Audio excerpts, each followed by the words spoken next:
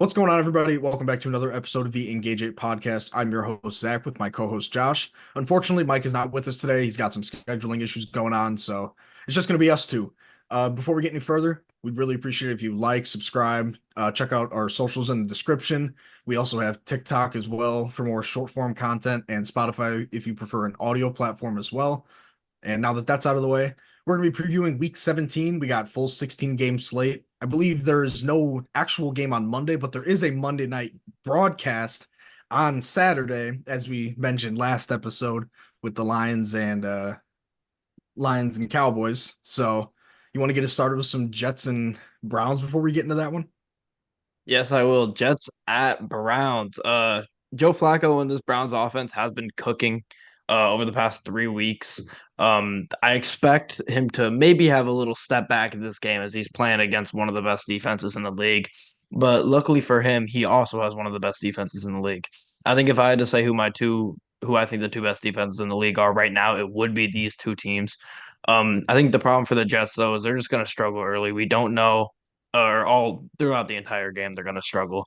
Whoever they roll out at quarterback, whether it's Simeon, whether it's Wilson or Boyle, they're going to struggle to score against this Browns team. They have a really good pass rush. The Jets O line is maybe the worst O line in the league after the Commanders. They're going to struggle mightily stopping the Browns pass rush and just secondary in general. I do think it'll be low scoring though. I could see something like 20-3 or 20-6 for the Browns, but I do think Cleveland wins this game and clinches their playoff spot. Yeah, I also got Cleveland as well. Ironically enough, both of these teams have had, I believe, four starting quarterbacks. The Jets had Rodgers for 4 snaps. They've had Zach Wilson Rodgers, for a yeah. majority, and then they had Boyle for a little while and Simeon, who I believe is starting this game, or is Zach Wilson starting?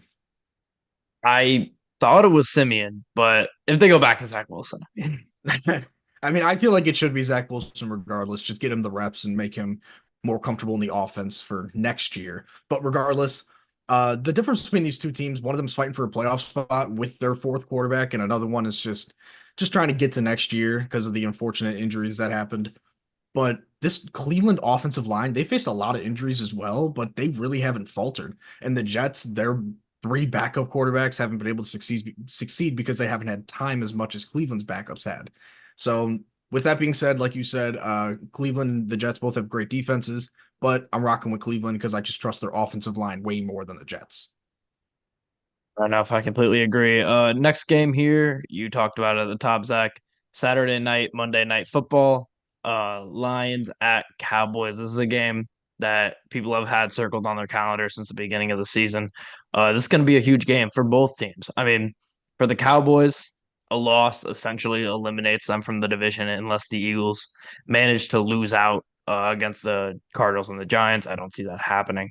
For the Lions, a loss basically locks them in the 3 seed. They can't go any lower than three as of right now.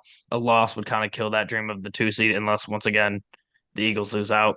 But then at that point, the Cowboys would probably jump. And then you have that scenario where they beat the Lions. Regardless, this is definitely game of the week, in my opinion. Cowboys have the advantage in the passing game versus the Lions secondary, something we've been worried about. Hopefully for the Lions, they can get back CJ Gardner Johnson. He would be huge bringing back into this team. I went into a little bit more detail on the recap last episode 35. You go check that one out. About the secondary and what I think they could do, bringing him back in and still being able to keep guys like Ifatu Melifonwu and Kirby Joseph involved and Brian Branch. Because the Lions have four safeties that are playing really, really well right now. Or they have three that are playing well right now, and one they're getting back. That's the second best player on this defense. So hopefully he's back. If not, he'll be back next week for sure. Unless the Lions decide to bench some starters if they're locked in on the 3 seed, which is a possibility. You never want to see that happen in a division game because it sucks to just give one to the Vikings. But at the same time, if you're locked in the 3 seed, essentially, there's nothing you should really be risking there, especially with a player that's coming back from a torn pec in one season. Um, but the Lions, on the other hand, they have the advantage over the Cowboys in the run game. The Lions' run game is phenomenal. It's been phenomenal all season. The Cowboys are below average in run defense. That is their one weakness on the defensive end. If you can establish the run early, you're going to be in a good spot for the Lions here. The Cowboys' run offense has been pretty poor as the past few weeks when they've been losing. We've seen this offense kind of take a shit when they can't run the ball well and they can't open up things for Dakins. these wide receivers to go and torch other teams. They're not going to run the ball well against the Lions. I'm just going to put that out there. They're not going to. Can they go and not run the ball well and still torch this Lions secondary? Absolutely, they can. But I think it will be a significant problem for them not being able to run the ball at all. Um, Overall, like I said, CJ Gardner Johnson coming back would be great. Ali McNeil will come back. This is the last game with him out. He will be coming back next week against the Vikings, most likely. Once again, depending on if they're needing to win that game or not. They're 2-1 without him so far. Their one loss being that loss to Chicago, who runs the ball well. So that makes sense. You lose your best run defender, you don't defend the run ball. It's kind of just how it works in this league. I expect a high scoring game here. Like I said, I think the Lions are going to take control of possession. I think when the when the Cowboys get the ball, they're going to be able to pass on this Lions team. And I think it just comes down to, can the Lions do what they did last week, which is completely shut down the run game against the Vikings? Maybe you get torched in the pass game for a ton of yards, but you create 4 turnovers. You're going to win the game, most likely. We saw it with the Ravens against the 49ers. They were not doing anything special early in that game until they were making plays, getting sacks, getting tipped picks.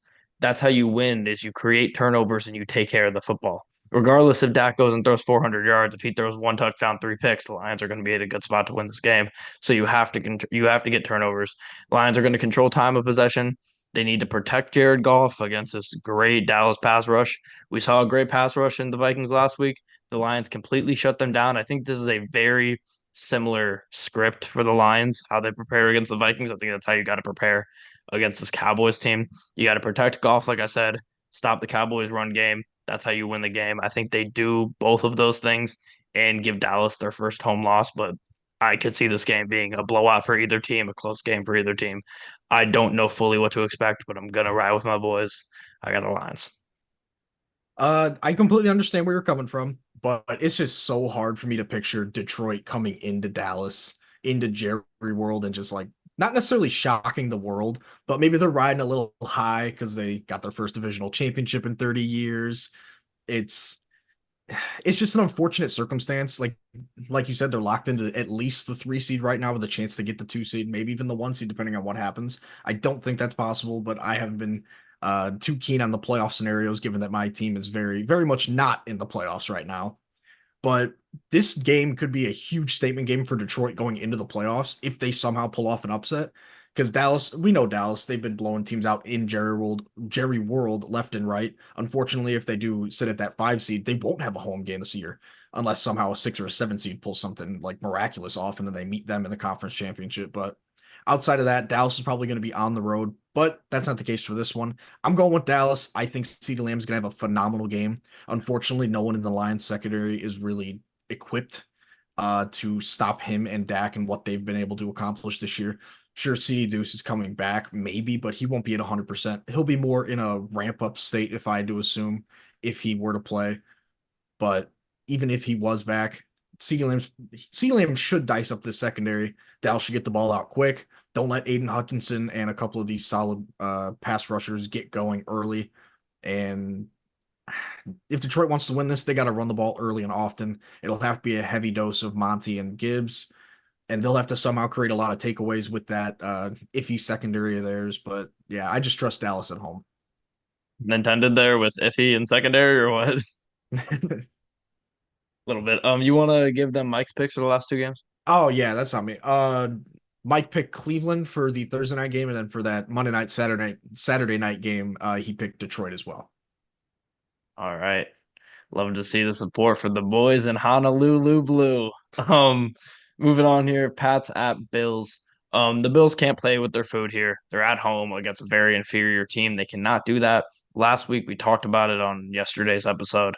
They played with their food against the Chargers and they didn't play well at all. And they still ended up getting the win because that's what good teams do. Um, they're going to win this game. They have to win this game. They lost in Foxborough. They're one of the Pats' few wins this season. Uh, I could see the Patriots hanging in there with a decent game script. I know a lot of the stats, like when we go back and we look at the Bill Belichick stats, it's hard to be like, oh, yeah, he never loses in the division. And then it's like, oh, well, at the same time, he had Tom Brady and most of the division sucked for that time period. Now the division's really fucking good and he doesn't have Tom Brady. So it's hard to use those Belichick stats. But At the same time, um, the Bills just are a better team and they're fighting for so much more than the Pats are at this point. Any Pats win is just going to mess up that draft pick even more. They messed it up last week against the Broncos. Now they're playing a team that should be even more hungry. They need to go win, get that 10th win. And sitting at 10 wins with a game to go for them is pretty solid considering how they started the season, losing some games they shouldn't have lost. The Bills just can't afford to lose these down the stretch. They almost did last week. I don't think they will this week. I got the Bills. Yeah, I got the Bills as well. It's not really anything to overthink. Last time these two teams played, Buffalo dropped a crucial one to New England, and I think Buffalo's going to come out and say, "All right, we know we shouldn't have lost the last time. They're going to come out angry. They're going to play really hard. They're probably going to win by bold prediction. I think they win by 20 plus. This is a game for Josh Allen and Stephon Diggs to really get on the same page before the playoffs start. Those two haven't been as electric as they have been in years past, or really just to start the year. I believe I think it was week 4 or 5. I think it was 4 where Diggs had like 140 yards and those 3 touchdowns. He played great that week. And he's had his of course a few like 100-yard multiple touchdown games, but as of late he hasn't crossed the 50 reception yard mark in a while, it feels like.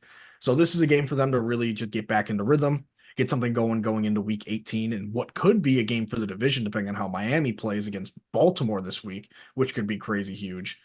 But in my opinion, I think Buffalo just mops the floor with New England in a really really dominant makeup win for earlier in the year. And Mike's pick. He also went Buffalo. Awesome.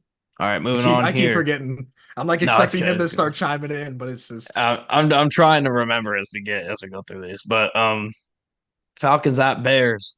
The Falcons have not been good away from home this season. We know. I'm guessing it's Heineke again. I would assume after getting a win last week. yeah, it's gonna be Heineke. Yeah. So Falcons are. I've talked about it all season. Going into the season in our off-season previews, I liked the Texans as an underdog team.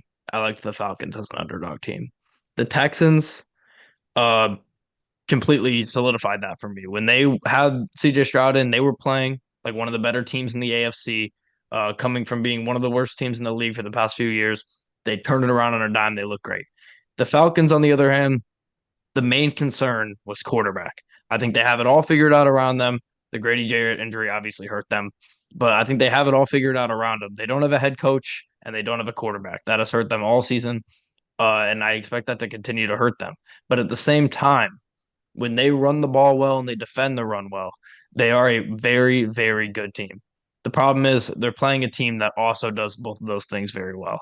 And at least in run defense, definitely does better than the Falcons do.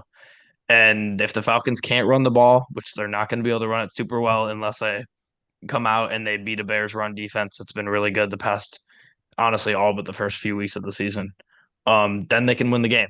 I don't see that happening. I think they're going to struggle mightily. I think Fields at the on the offensive end just needs to take care of the football, make easy reads, run the ball well like he does, and they're going to win this game.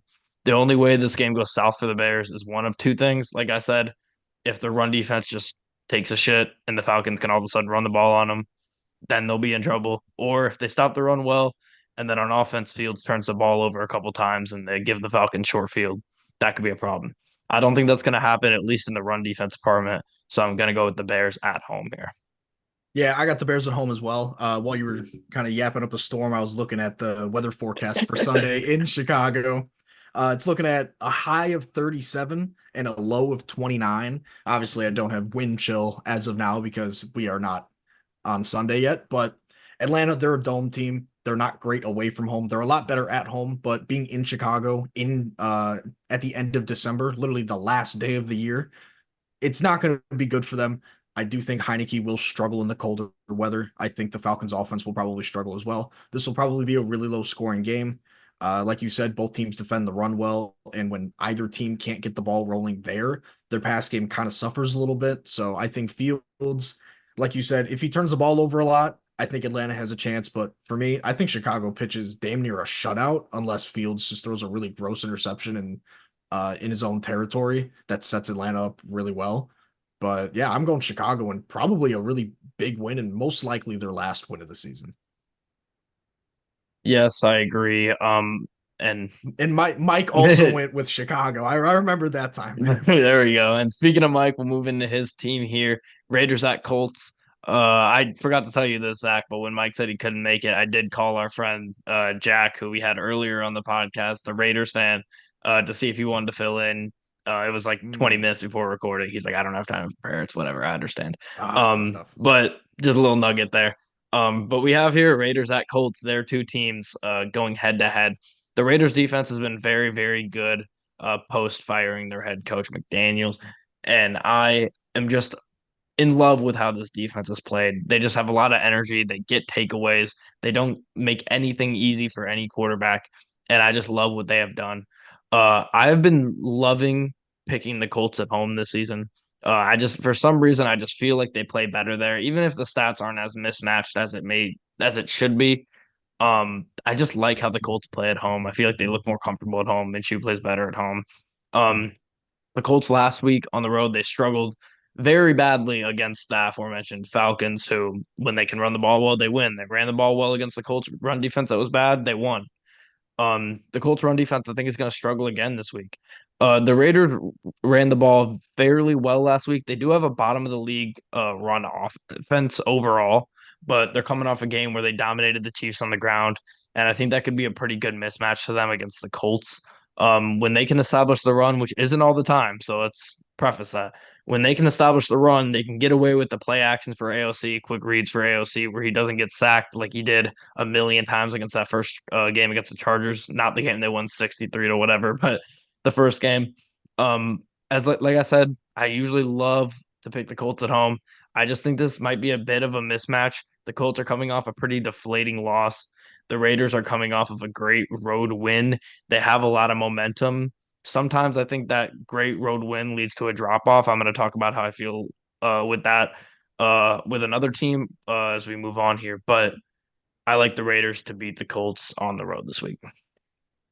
I'm gonna be honest. I think last week's kind of falling flat performance by Indy is kind of clouding our judgment a little bit. I don't think that they are that type of team. If it was any other team but the Falcons, maybe a team that's probably a little bit better than them, maybe Jacksonville or even Houston with Stroud, I think we aren't judging them that much. But they were missing Michael Pittman, and they honestly were probably expecting him to play going into Saturday, but then he ended up resurfacing some symptoms, and then they had to rule him out. So I think he play if he plays this week, I'm going with Indy. So just in general, I'm going with Indy. I think Pittman returns. He's going to play a huge part of it. Jonathan Taylor, he's going to get back into the groove of things. He found the end zone last week. I think he does it again this week. I just don't trust this Raiders offense. They beat the Chiefs last week, but like you said on yesterday's episode, a mere 24 hours ago, I think they had what 9 completions in the first quarter, then 0 the rest of the game. So I just can't trust that offense against the defense that has a decent amount of playmakers on the road. So I'm going with the Colts, and Mike also went with his Colts. So I think you can argue that he's probably in the same boat as me, expecting Pittman to play and just getting back into a groove of things going into the postseason. I think for pride, I think he picks the Colts even if Pittman doesn't play. But I'm probably picking the Bears next week against Green Bay just because fuck the Packers, but yeah, if you're not picking them against them, so I mean I have yet to pick against the Lions. I mean I know they're a good team, so it's kind of easy to do that. But yeah. regardless, even if they lose this week and next week they come out and don't start Jared Goff, if they start Teddy, I'm picking the fucking Lions. I don't care. I'm still picking them. But Penny Two Gloves legend just week 18. I'd love to see we it. need it. We need Or it. Or bring in some Hendon Hooker. Hendon Hooker action. Yes. Oh, I feel oh. like that'd be a Hopefully perfect spot to bring in Hendon Hooker. Just let him get some it would be reps in a great. meaningless game. Like a Mahomes and Alex Smith. But regardless, I mean, I'd rather just win on Saturday and Oh play yeah, I be feel playing for you. something on Sunday, but or Right. next week. But regardless, moving on here. Rams at Giants. The Giants have fallen back off after the DeVito hype train. But they did play very well with Tyrod in at quarterback against the Eagles last week. That's also an Eagles team that is kind of hard to get behind right now. They just haven't looked good in over a month, really. The Rams, on the other hand, are playing very well on both sides of the ball.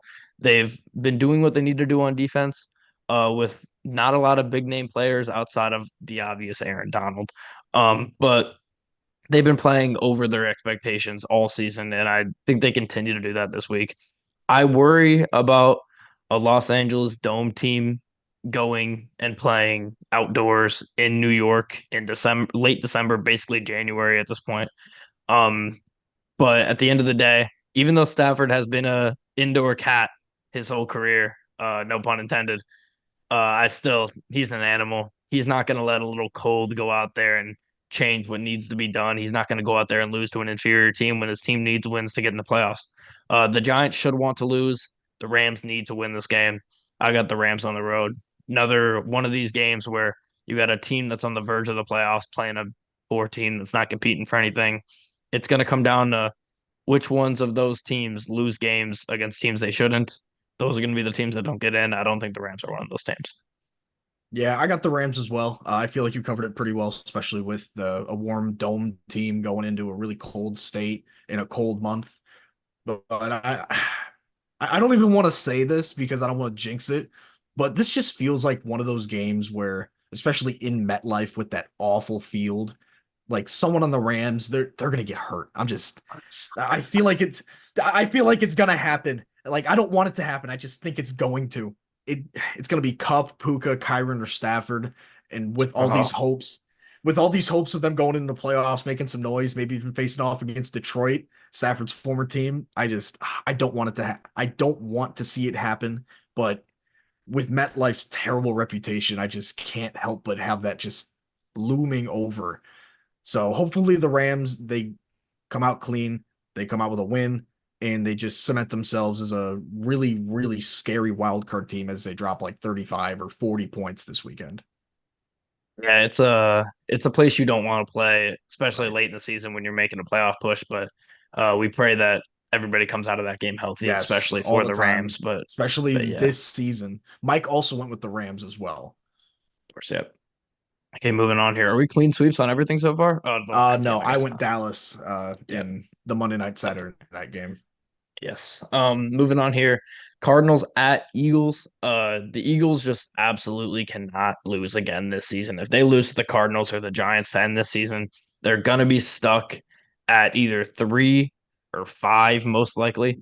Because I mean, the event that they lose one of these games, that makes it so, like I said, even if the Lions lose against Dallas, then they will be competing week 18 against Minnesota, which does bring to an interesting point of hold on, I want to look this up real quick. See what time these teams play in week 18. Because it always, I mean, it comes down I to believe Arizona and Philly is at 1 o'clock Eastern, 12 Central, and then I was talking about for week 18. Oh, they're all TBD. oh, right. Yeah, everything in Yeah, week 18 is TBD that's aside from right. I like forgot. Yeah, they're all maybe the TBD. Saturday games if they're Saturday games, or is everything on Sunday just for max chaos? Yeah, I mean, you kind of have to because I mean, you're in a situation here where if the Eagles, let's say the Eagles win this game, the Lions lose against Dallas, then it's like, okay, we play if we play at the same time as the Eagles, do we just roll out our starters and we just hope that the Eagles lose? I mean, you kind of have to at that point. You can't just kind of concede and be like, fuck it, we'll Right. take the three. So it's going to be interesting for some teams if the Eagles do end up losing. That is kind of the ultimate chaos situation. Them and the Niners. If them and the Niners lose any of the games they shouldn't down the stretch, especially this week, we're going to have an ultimate chaos scenario on week 18, which I'm for, of course. But the Bears dominated this Cardinals defense last week with a offense that I'm just not fully sold on, especially in the past game. There's no reason that Philly can't. But at the same time, Philly's offense has not been playing super well. They played well against the Giants in spurts, but they haven't been playing super well overall, especially the past like month and a half this season. I think the only way the Eagles do lose this game at home against the Cardinals, though, because we have another West Coast indoor team playing cold weather game on the East Coast, is if Hurts turns the ball over. If he turns the ball over, any team can beat them. So they just has to take care of the ball. They can't have stupid fumbles. I feel like the Eagles have had a lot of stupid fumbles over the past month or so. They can't have that happen. I don't think it's going to. I think they beat the Cardinals, but like I said, go Cardinals. At the same time, that messes up my Bears getting the number 2 pick scenario.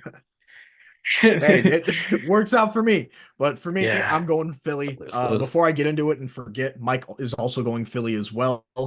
So I'm going Philly. I really think that this game's going to rely on a lot of DeAndre Swift. So for all you fantasy football players out there who have DeAndre Swift in the fantasy football championship, find a way to work him into your lineup. At the end of the game last week, he was a big reason why they were able to stay on the field, especially in that fourth quarter, just moving the chains. He kept getting 4, 5, 6 yard chunk gains. He got himself from like 60 yards to over 100 at one point prior to like crossing the 30-yard line or something, which led to the Eagles field goal at the end of the game.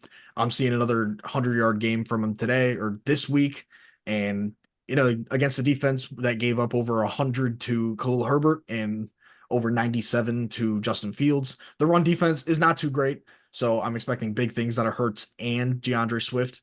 Arizona, they just don't impress me. Philly, they have to win this in order to contend for the division. And I would love Arizona to win this game. It would be great, but yeah, I'm going Philly.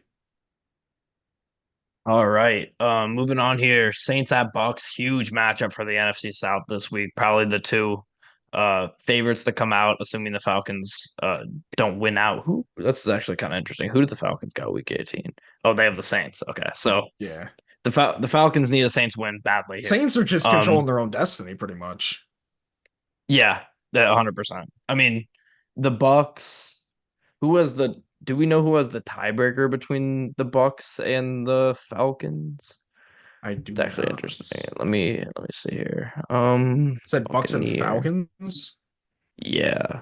Um, Bucks. They lost to the Falcons that week, and they're gonna be they beat them the other week. So now we have to go to division record because I'm curious if the Bucks drop one of their next two and the Falcons win out. Right. Who's gonna get that tiebreaker? Because that's a decent possibility that the Falcons could beat the Colts and the Bears and the Saints, even though I don't think the Falcons are going to beat the Bears, as I said.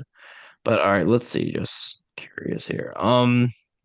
Division record: Tampa would is 3-1 with two division games left. Atlanta's 3-2. So if it would go to, I guess, what's the next? Is it common opponents then? I don't know. I'm not even gonna try to do that. Yeah, it's a lot of stuff that goes into it. I don't feel like going Well, into that. yeah, we'll let it play out how it plays out. Right. But as far as this game, Bucks are a significantly more complete team on both sides of the ball, I feel like, than New Orleans.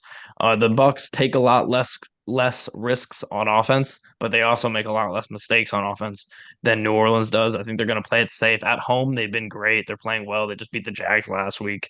I think the Bucks are going to win this game. And because I think the Falcons are going to lose to the Bears, I think the Bucks win the South this week against the Saints. I think that'd be great. Let Baker Mayfield just next week go crazy. I'm going Tampa Bay as well, and so is Mike for that matter. I think Baker Mayfield continues his spectacular play as of late. I talked about it a little bit on the last episode. He's got 6 touchdown passes, no interceptions over his last 2 games against Green Bay and Jacksonville. Two inconsistent defenses, but both have some solid players on that side of the ball. But I trust for some reason I'm trusting Baker. If this was in New Orleans, it might be a little bit different because the Superdome is always a really tough place to play, no matter like what team you are and what your home field is like or what you're accustomed to. The Superdome is always just different. And you could ask any player who goes in there, it's crazy. So I'm going with Tampa Bay. If it's in New Orleans, might think differently, but with it being in Tampa Bay, I'm trusting Baker, and I think he goes in and wins the division this week. And that perfectly brings us here to Panthers at Jags as I lay out the revised strategy of how the Panthers drop from the number one pick, giving it to the Bears, to the Cardinals getting it. So I'll talk about this game and then I'll get into that. Trevor Lawrence is hurt. The Jags need to sit him. Will they? We don't know. They haven't been doing it this season. Will they sit him and put in Beathard? We'll see. I think they need to, especially against the worst team in the league. I think you can take that risk. I think they still have a good chance to win even with Beathard at home. The Panthers, they played well last week on offense and poor on defense. Pretty contrary to the whole season for them. Like I said, they've underrated, been one of the best defenses in the league this season. They were top three. They were number three when I checked last week. I haven't checked this week. I assume probably maybe five because of they kind of got torched last week against the Packers. But I think their defense is going to get back on track this week against a Jags offense that was struggling with Trevor Lawrence. I think they'll still struggle with Beathard. Jags defense has had the biggest fall off in the league this season. That opens the door for Bryce Young. He had his best game of his young career last week. I think he can stack back-to-back games here. I mean, we're playing in Jacksonville. Last game was in Carolina that the Panthers just played. Not a far trip. Similar weather, I would assume. In Carolina and Jacksonville, maybe a little bit If nicer in not Jacksonville, of warmer. course. Yeah, definitely warmer. But regardless, I got the Panthers beating them here. I don't think Trevor Lawrence is going to play in this game. I think they need to sit him. I think they're going to. But here's the plan. Let's cut the bullshit. We just said it. We both think the Falcons are going to lose. The Bucks are going to win. The Bucks are going to clinch the division this week. In that scenario, the Bucks cannot move up. They cannot move down. They're at the 4 seed regardless. Assuming that happens, Panthers have to win this week, of course, against the Jags. I don't think the Eagles are going to lose to the Cardinals. That brings them in with that brings them equal, right? 3-3. They both have 3 wins. Yeah. I think that sounds right. Yes. Yeah. The Cardinals lose, Panthers win. They're both at 3 wins. Next week, Cardinals play Seattle. We know Seattle's fighting for a playoff spot.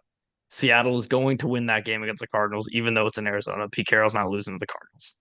That locks the Cardinals in at 3 wins. The Panthers, who do they play next week? Tampa Bay, who won't be playing their starters because they can't move up or down. The Panthers have everything to play for. They don't have their pick. I think they're going to beat Tampa Bay and move up to 4 wins on the season, putting them at number 2, having the Cardinals 1, Bears 2, and who the fuck cares about the rest? To me, this sounds more like a wish list rather than an actual prediction, but I understand the logic behind it. I can respect it. It's been a Um, wish list since the beginning. I completely agree. It's But just it's a path. It's not a prediction, it's a path. nah, that's fair. That's fair. Mike agrees with you. He thinks Carolina is going to beat Jacksonville in Jacksonville this weekend. Oh, However, I'm rooting for Jacksonville. I'm picking them to win. Maybe it's a combination of just hoping for Jacksonville to pull out a a miracle with wish their list. backup quarterback. 100% a wish list. Uh, maybe I'm praying for a miracle. Maybe it's just I'm getting a little comfy with my lead up here in our picks. I got a 9-game lead over you and a 14-game lead over Mike. So Jags maybe I'm are getting a favored, little. right? They got to be favored Ooh, it's got to be close. regardless. But I mean, everything is kind of working in Carolina's favor for this one. Bryce Young and really the entire Panthers team is coming off their best performance of the year despite a loss. And Jacksonville, they're missing a lot of guys in their defense, like you said, have fallen off a cliff. ETN, he only had like 6 carries for 12 yards last week, so that was abysmal. And Carolina's run defense is actually pretty solid. They have been the last month or so, and they're getting healthier. They got JC Horn back in the secondary. Jeremy Chin came back a month or so ago. He's still getting up to speed. We know how talented he can be at his best. Uh, what's his name? Brian Burns, almost said a different Burns. Um, Brian Burns is just a phenomenal edge rusher, due for a contract as well at the end of this year. So look out for him in free agency. But I'm taking Jacksonville. It might be against my better judgment, but it's more of just like praying for a miracle and just going against the grain a little bit with this one. What do you think the spread is on this game? I don't know what the spread is. I would say I know I'm saying guess. you know it. Okay. I'd say Jacksonville +1 or Jacksonville -1.5. -6.5. They're not just favorites, they're heavy favorites. That's So I don't crazy. know. You might be going against the grain again. Vegas has to be expecting Trevor to Has play. to be. Has to be. But I'd be regardless, I mean, hammering six the and a half Panthers. point. Yeah, 6.5 That's points. crazy. Even if he doesn't play, it's still gonna drop to like 4.5, 3.5. They're still I'd favorites. get it on it now. I'd get it now. So yeah, it'll be interesting. But we can move on here. Next game here, 49ers at Commanders. The 49ers are going to come out mad this game. They got punked at home against a Ravens team who's playing really well right now. Last week. Can't have that happen again this week, of course. Commanders' defense is horrendous. The 49ers are just going to shred their defense. The Commanders have some major questions at quarterback. Jacoby Brissett has played well in his spot starts. They're not really spot starts, but spot appearances the past couple weeks. I don't know if he'll be starting this week. Maybe it'll be Sam Howell. I I thought don't they know. announced Sam today Howell. that he was starting this week. Oh, Brissett. they did? I thought so. Okay, wow. I hate that for Sam Howell because I really like Oh, I Sam completely Howell. agree. Yeah. I think he might be playing a little hurt. I don't know. But I don't think either of those quarterbacks are going to respond well to multiple pass rushers just in their grills the whole game. Their offensive line is the worst in the league, and the Niners pass rushes, of course, phenomenal. Um, I would venture to say as much as the Commanders have virtually no chance in this game. I think the Niners are going to win. I think the Niners are going to win big.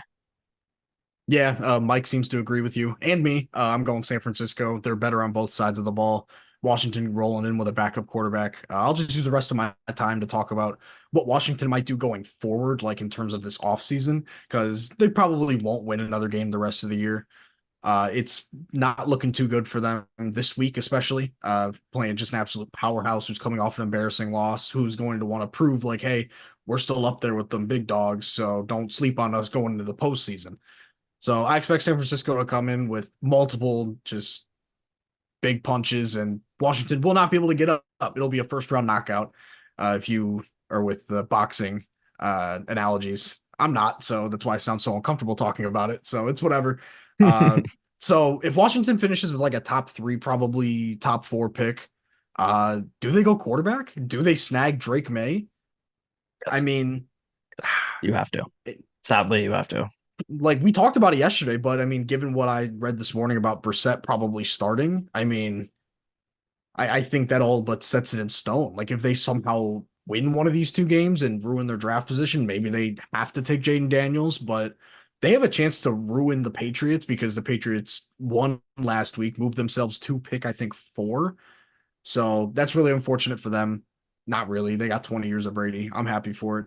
But regardless, Washington, they've got a decision coming up if they want to rock with Sam Howell for another year in the same offense, or if they just want to go start fresh with a rookie and promote Bieniemy to head coach and just let Bieniemy choose his own staff offensively and defensively and really let him run the team his way. I think he's earned it. I think he's been a phenomenal OC for Kansas City, and I think he's done well given what he was given offensive line wise and quarterback wise here in Washington. Like you said, though, got a feel for Sam Howell. He started the season really well and just a lot of up and down since then, more recently down than up, gotten replaced mid-game twice, I believe, in each of the last 2 weeks. And now I don't even think he's starting this week. So you really hate to see it, but San Francisco is just going to have their way with Washington this week. Yeah. As far as just Washington long term, um, I think they're in a spot where they can, if they end up having a high pick, you can fire Rivera, hopefully promote Bieniemy, trade down, take a tackle, maybe get some extra picks, or you completely just trade the picks straight up, basically like the Bears did last year. I mean, they of course traded down as well, but they got most of the reason for that trade was to get future picks.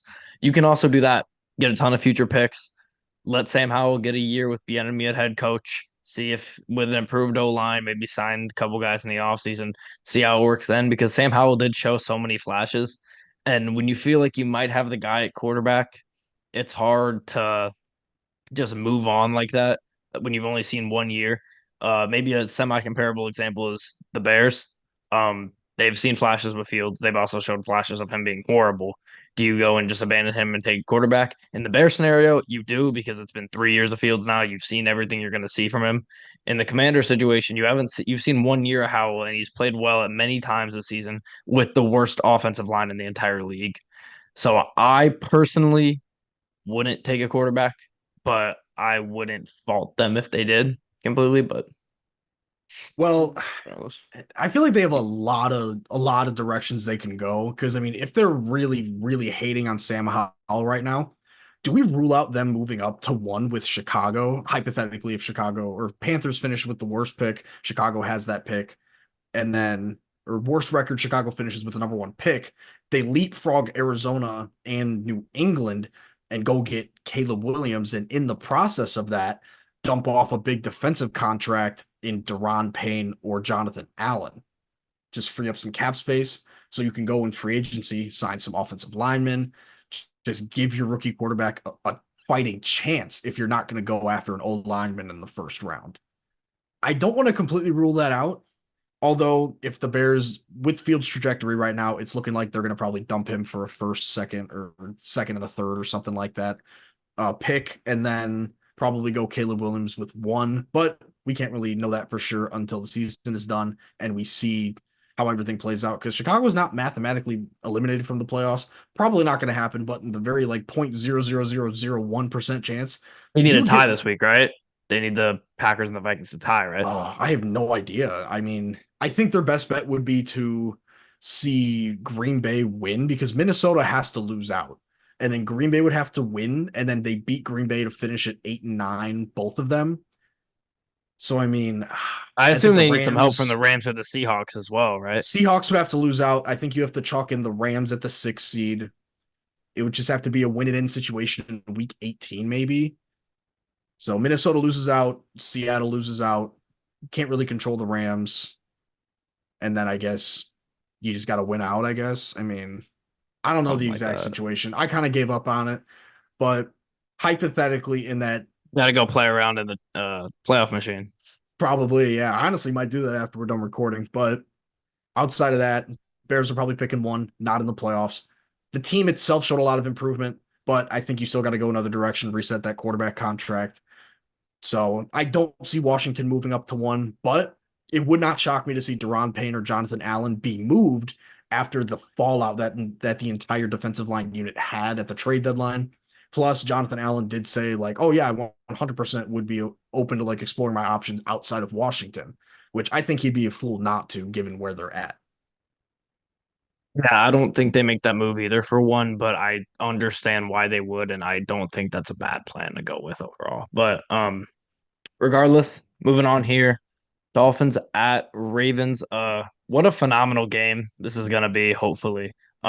Both teams playing for the one seed essentially. I know Miami still has a huge game next week, of course, but this would tie them up record wise and put them in a spot to possibly achieve the one seed. Ravens, on the other hand, if they win, I'm not sure if they mathematically clinch the one. I assume, yeah, they have to. There's no way Yeah, they they would clinch the have to one. because Miami's the next closest. Yeah, there's no other team with 4 losses, right? It's just Miami. Yeah, I think so. Yeah, because the Chiefs have 6 now. The Bills have Right. 6. I mean, Oh, the only way neither of these teams get the one is if Miami wins this week and then Baltimore and Miami both lose in week 18, and then whoever's the 3 seed right now, which I don't even think they're at 5 losses. I don't even know who it is. I It's don't got to think be it. is The it Chiefs Kansas are City? Chiefs have 6 losses. They can't get the one Oh seed. no. Okay, so it's just between these two. So probably Yeah, the and then winner of all the this South game. teams have 7. Yeah. Right. The winner of this What about game the will Browns? probably. Oh, Browns have 5 losses, right? nah. I The mean, Browns, I guess, have yeah, a they're 10 chance. and 5. I guess they have a mathematical chance. Yeah, but Oh, regardless, the hold win on, for the hold on, hold Ravens on. here has to lock up the one seed. Yeah, Because so the only four lost team is the yeah, Dolphins. So as of now, it's probably the winner of this game will control their own destiny for the 1 seed, if I am not yeah, mistaken. yeah. Because I mean, the first tiebreaker will be head to Right. head. Right. So So yeah, If it's Cleveland, Ravens and Dolphins that tie it, then right. Cleveland would have to win out, which is possible, and then Baltimore would have to lose out, and then Miami would have to lose week 18, if I'm not mistaken. But I don't even yeah. know the tiebreakers between those And three. even then, we don't know. Yeah, we don't know if the Ravens and the Right. Browns would have a So tie. We would know the Dolphins would have it. record wise, I think that's the only possible way. But I don't know tiebreakers. And I'm not claiming to know Yeah, tiebreakers. It's just yeah. off the easy. Well, I know it's for conference seating because I've been doing a lot of that recently, looking at that. I know Gee, I it's wonder why. yeah, it's head to head first. So in the scenario, the Ravens and the Browns split, right? I believe they split, and then So that's irrelevant then. But right. yeah, it's head to head, then conference record. So if they're It's tied with just conference record, then it goes to that's similar what I put. opponents. Conference Which records and similar opponents. I similar think opponents is conference where it just gets record, fucked. right. I mean, Ravens might be screwed because the Ravens, did they even lose to an NFC team this year? Because wouldn't that make every single one of their losses AFC? So that might have screwed them. Yes, that would make all their losses AFC. So I mean, But ooh, I'm just gonna look at this this is really. fun. I'm gonna look at this really quickly before I dive into this game. But I want to see the conference record of those 3 teams. 7-3 for the Dolphins. 7-3 for the Ravens. Of Seven and course. three for But I the Ravens, mean, this of week will have a course. big impact on that. Yeah, I And mean this game, then regardless, all we've done in the past 5 minutes of talking about this is hyping up how big this game actually is. right. This game's gonna be so Ravens, good. it is going to be good. Ravens lock it up with a win.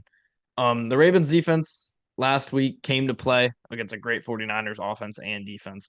Like I mentioned before, and I mentioned on last episode, Ravens defense made a lot of plays. That's how you win games in this league. Doesn't matter. You don't win with yards. The Dolphins defense played super well against a great Cowboys offense last week. Both offenses and the Cowboys and the Niners are great. So both these teams' defenses being able to shut them down for the majority of these games was huge for both of them. Um, Dolphins offense, on the other hand, they need to limit turnovers against the Ravens here. We saw with the Ravens, they turned the Niners over. They won that game strictly because of that. If they can limit turnovers and move the ball, they're going to be in the spot to win this game. I could see the Ravens having a letdown game here after such a big win last week against the Niners.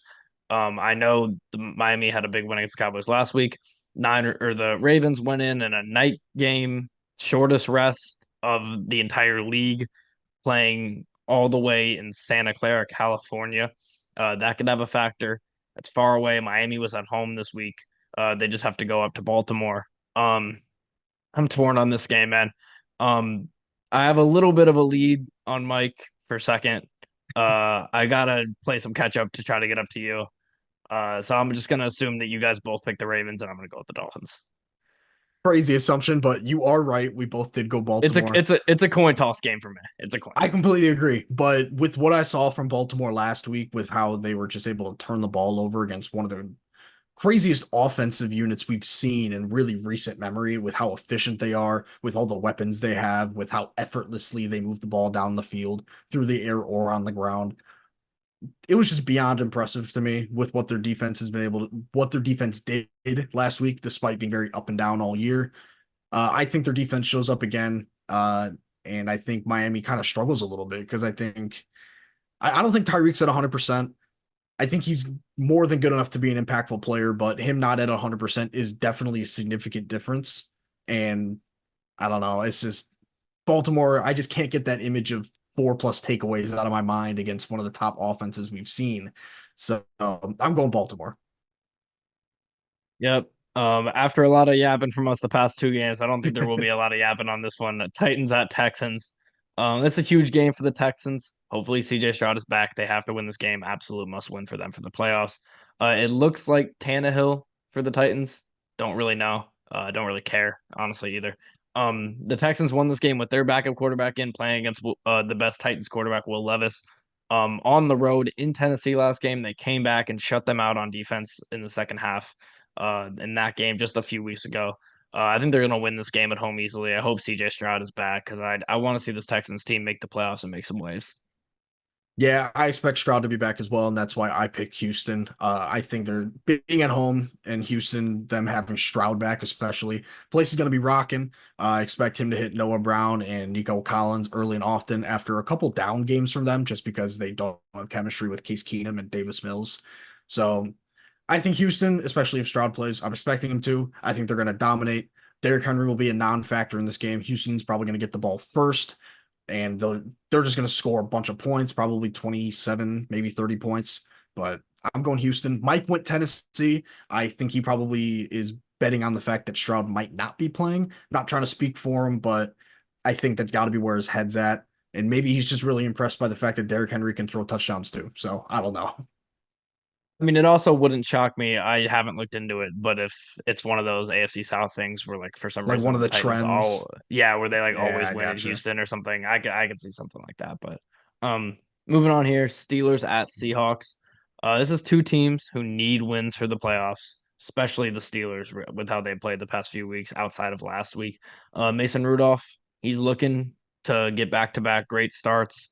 He will be starting. He's the people's champ right now in Pittsburgh, but that people's champs changes week to week in that city. Steelers have a long way to travel to play a road game in Seattle, all the way from Pittsburgh. That's a long travel time to play in a tough place to play in Seattle. The Seahawks' biggest problem is they keep playing down to their opponents. Do I think the Steelers are a worse team than them? Yes. Do I think they're that much worse? Not completely. I don't think playing down to them will be that big of a problem for them. Overall, I just think the Seahawks are just more talented for the most part. Maybe the Steelers have their superstars with or superstar with TJ Watt, but um, I just don't think they have enough to go into Seattle in a game where both teams are fighting for their playoff lives, essentially. I just think the Seahawks at home is better. If this game is in Pittsburgh, I probably go with the Steelers, but Seattle's a tough place to play. I'm going with the Birds. Yeah, Mike and I also went Seattle as well. I I don't know what to think of Pittsburgh, honestly. I mean, they probably fall into your tier of teams where you just don't know what the hell they are. Sure, we're 2 games away from the season being done, but what is this Pittsburgh team? They've had so many Yeah, different there's still a lot of just teams like that. We still haven't found out a lot they've about had a them. lot of just turnover at quarterback the last little while with the inconsistencies of Mitch Trubisky and Mason Rudolph having that outstanding Christmas Eve performance. But unfortunately, Christmas is only one day a year and it is past. I don't think the Rudolph magic will continue. I think Seattle, Gino especially, was getting kind of back into the rhythm of things after coming back from injury last week against Tennessee. Definitely a bump in competition with this Pittsburgh defense, but I think Gino's going to be able to find his 3 big weapons, and Kenneth Walker's going to be able to find a little bit more room on the ground than he did last week. I'm going with Seattle. Rudolph had a long trip around the world on Christmas Eve, and this is a Very short rest to true. go to Seattle. So, next game here, Chargers at Broncos. I don't care about this game at all. The Chargers suck, but they made plays last week without Staley, so that's good for them. Because fuck that guy. The Broncos are caving in completely. It's so hard to come back in a season, just in general. Like they always say, it's really mainly in the NBA and like basketball. I see this, but like when the team is down 25, they come back from down 25 to get the game even, like the third quarter or fourth quarter. And then right when they get back in the game is when the other team goes on a 10-0 run and makes it a tough game. It's the same in football, and it's the same if you look at a full season. The Broncos, they came back from 1-6 or whatever the hell they were this season. They finally get back to even, and now that they battled their way all the way back, these games start to get tougher and tougher, and you see them lose one against the Pats. I compared that scenario on last episode of the Lions last year, losing that game in Carolina after they were making their surge for the playoffs after starting tough. It's tough to do. It's tough to retain momentum when you battle back like that, and it's even tougher when your starting quarterback gets benched. I disagree with the decision completely. I don't understand how you do that, regardless of the fact that Russell Wilson has not been great this season and he was really bad last season. He did help bring you back from 1-6 or whatever the hell they were this season. I don't understand starting Stidham unless you see something in practice that Stidham has shown flashes of. The Broncos are at home here, though. I could see this game going either way. It's another coin toss for me, but I'm just going to use my Chargers hate and pick the Broncos. Yeah, this is one of those games for me where I just could not care less about the outcome. Has no impact on just me in general. Or No anything. no fantasy implications, no playoff implications. Denver, they also just benched Russell Wilson this morning in favor of Jared Stidham, like you said. But I just this game's so boring. Mike went with the Chargers. I assume it's just another one of those, just like, hey, the Chargers, it's their curse might work in reverse, I guess, where we're expecting the better team to win, but hey, it's the Chargers, so they might as well with their backup quarterback and maybe no Keenan Allen. They just come out and somehow win a 34-31 slugfest. I have no idea what's going to happen. I honestly just could not care if I get this game wrong. I'm going Denver. I just think their defense has been playing good enough lately that they'll force enough mistakes from the Chargers.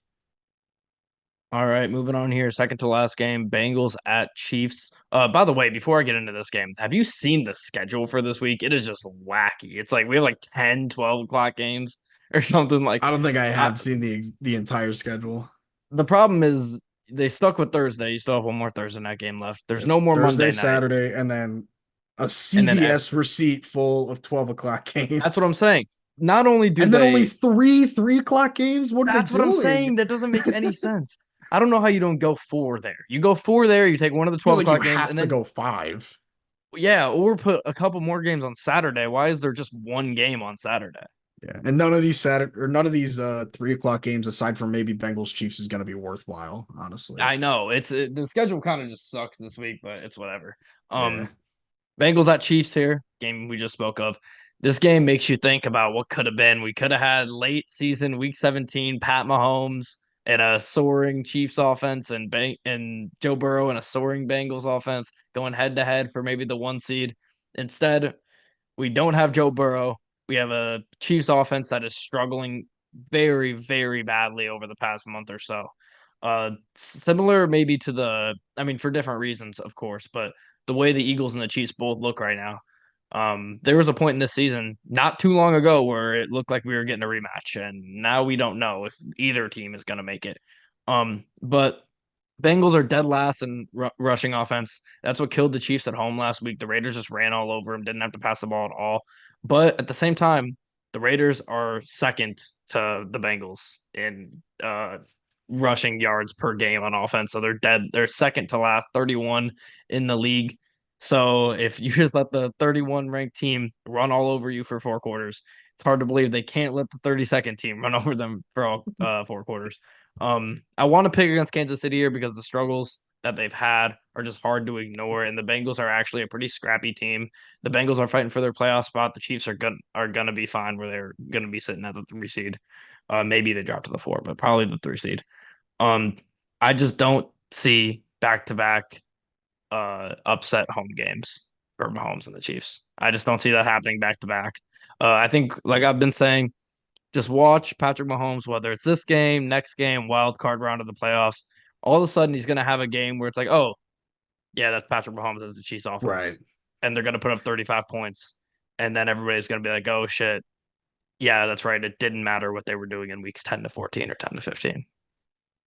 Yeah, I mean, I'm gonna kind of contradict myself from last episode a little bit. I know I said if I'm a Chiefs fan, I'm a little nervous because you don't know if the Chiefs are going to pick it up come playoff time, but it's just so hard to pick against Kansas City at home after a loss against a backup quarterback who also is probably not going to have his number one wide receiver. It's just so tough to go with. And another side note, the Bengals are sitting at 8-7, and they are tied for fourth or just at fourth in the AFC North. We called it at the beginning of the year that this division would be a bloodbath, and boy, is it. I mean, Baltimore, they're sitting at the top, but I mean, Cleveland throughout all their just Cleveland put more than blood, sweat, and tears into their season. They lost Chubb's leg in the second week of the year. They lost their starting quarterback just to Ton of times they rust, kept I losing their guess. starting Yeah, quarterback. he just going in and out, and then all of a sudden Joe Flacco off the couch, just playing like an offensive player of the year candidate with how he's throwing the ball to Amari Cooper and I don't even know who their backup receiver is because they traded DPJ to you guys, but I mean 8-7 and sitting at fourth in your division, that's just gotta hurt. But not much you can do when your starting quarterback started slow and then got hurt after he started to heat up. And then your best wide receiver and arguably one of the better ones in the entire league is probably done for the year. Bengals aren't dead yet, but it's looking really unfortunate. I'm going Kansas City. Mike is going against us and going with Cincinnati. Maybe he's thinking a bounce back game. Really? Maybe he's thinking bounce back from Browning and T. Higgins on offense. Maybe a little Joe Mixon action. I don't know. Or he just doesn't trust Kansas City and doesn't think they're going to bounce back quite yet. But I mean, he's got to make up some ground somehow in our picks, so Fair it doesn't enough. shock me too much. Fair enough. There's only 3 of us. You can't really be that much more last than last. So I mean, might as well just try to go against the Yeah, I grain here. feel that. Nothing to lose. Um, Last game here, Packers at Vikings, one of the 3 most important games, whatever you want to order it of this week. You got the Cowboys, Lions, of course, and you have the Dolphins and the Ravens, and then this game. It's a monster game for the playoffs. The loser is, for lack of a better term, cooked. They're screwed if they lose this game. The Vikings offense, I think, is just going to torch this Green Bay defense. They've been really, really bad the past month or so. And we saw them get torn up by Bryce Young, who really hasn't had a game like that all season long. He torched them. They were just lucky enough to also play well enough on offense to win that game. Jordan Love, I think, is going to struggle under pressure. He's middle of the league as far as how much pressure and how much time he has to throw. I think it was like 2.5 seconds or something like that. I think he is going to be under pressure this entire game. Brian Flores going to have a bounce back game. His defense, they didn't get to the Lions last week, but that's because the Lions have one of the best, if not the best, O line in the league. The Packers do not. The Packers O line needs to do what the Lions O line did last week, though. They have to, if they can keep Jordan Love protected, give him time in the pocket, let him only get sacked maybe a couple times. They can definitely win this game on the road and keep their playoff hopes alive. If they don't do that, they can get killed in this game. And I think there's a good chance that they're not going to be able to do that. The Vikings won in Lambeau, the game that Kirk got hurt. 2 different quarterbacks, they still won big in Lambeau. I think they're going to win fairly big here in Minnesota against the Packers. I this game you could argue both sides winning this one. Green Bay. I'm going with Green Bay. So is Mike. So, oh man, this one's just so ugly. I don't want to root for either team, but at the same time, I want Green Bay to win so they have a chance to make the playoffs. And then somehow next week Chicago shuts them down. That would make me feel really good. So that's what I'm rooting for. And I do think if Green Bay gets their run game going like they did last week, they're gonna stop Brian Flores from blitzing a whole bunch. They're gonna try to bring more guys down into the box, but less around the line of scrimmage, which will confuse Nick Mullins if there's a lot of guys lining up in the A gaps, the B gaps, even the C gaps. It's just gonna be really tough for a younger and not as good and inexperienced quarterback to navigate that. So I'm thinking Green Bay. Aaron Jones has another really solid game, gets Flores out of what he likes to do. And I think the Vikings are going to be missing TJ Hawkinson as well. They're not going to be able to attack that middle of the field with a really big body and reliable pass catcher. We saw it in week, I believe, 6 when Minnesota played Chicago without Jefferson for the first time. Their offense didn't move as fluid. So with Hawkinson being as consistent as he's been all year, probably one of the two best tight ends in the league, in my opinion, just because of health and production across the board from everybody. He's been a top 2 guy in the league at his position, and I think they're going to miss him a lot. I'm going Green Bay, and Mike is as well. All right. So with that being said, that is all 16 games for week 17. We'll finish off here with some week 17 betting picks. I'll start with Mike's here just because I got him. He has Rams -4.5 against the Giants and the Ravens Dolphins game under 47 points. So with that being said, I'll go into mine. My first one, the game we just spoke about, Packers and Vikings. I got the Vikings -2. I like the Vikings in this game. I think they're going to be able to move the ball all over this Packers defense. I think the story of this game, like I literally just said, is the Packers whole line being able to stop the Vikings pass rush or not. I don't think they're going to be able to. I think that's going to lead to Jordan Love throwing maybe a couple picks, being under pressure, and a lot of 3-and-outs for Green Bay. And for my second pick, I have the Raiders +3.5 against the Colts. Um, I said that I liked the Raiders to beat the Colts outright. That game, as much as I do actually think the Raiders are going to win outright, it's to the point where it's a coin flip enough that if I'm going to be able to get a field goal, I'm going to take the field goal. So I'll take 3.5 with the Raiders. Maybe they lose on a late field goal. That way, even though I do predict the Raiders to win this one, you don't get screwed on some last minute bullshit. So Vikings -2, Raiders +3.5. For me, I mean, I'm kind of infringing on your territory a little bit. I'm going with Lions +6. I Love it. think that I think that they're going to be down a little bit going into the fourth quarter, and I think Dallas is going to take their foot off the pedal, maybe going in a little bit of prevent defense, trying to conserve guys for what could be a really important game next week if Philly wins as well. So I think Dallas they're going to give up a touchdown or two late in the game that'll allow Detroit to cover. Uh, so that's my first one, and honestly, I kind of forgot we do this, so I'm looking again. I can't lie, I really forgot about it. But did you talk about Niners Commanders or did Mike? I don't I did think I not. have you Nope. touch It's all them. you. Call me crazy. I'm gonna pull a Mike here. I'm going San Fran -13. I think I they love beat the it. brakes off of the Commanders. Bounce back performance all across the board. Fred Warner maybe a defensive touchdown or something late as well, just to put the icing on the cake. A lot of Debo, CMC, short game action. Ayuk over the middle, just route running masterclass against Emmanuel Forbes, who has been rough for the most part of the season on the Commanders side. They won't be able to get to Purdy, so I think the Niners are just going to dominate. So I'm taking them -13, and then what was the first one I said? The Lions Line plus +6. six. Yeah. I had Yeah. both of those on my possible list, so I love those picks.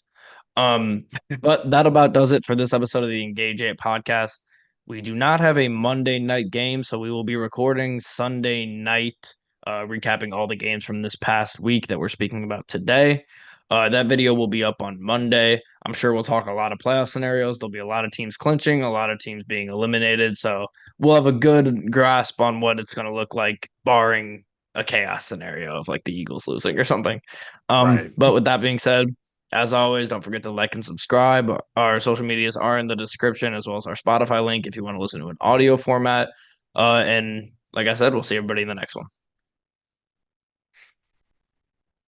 Who'd you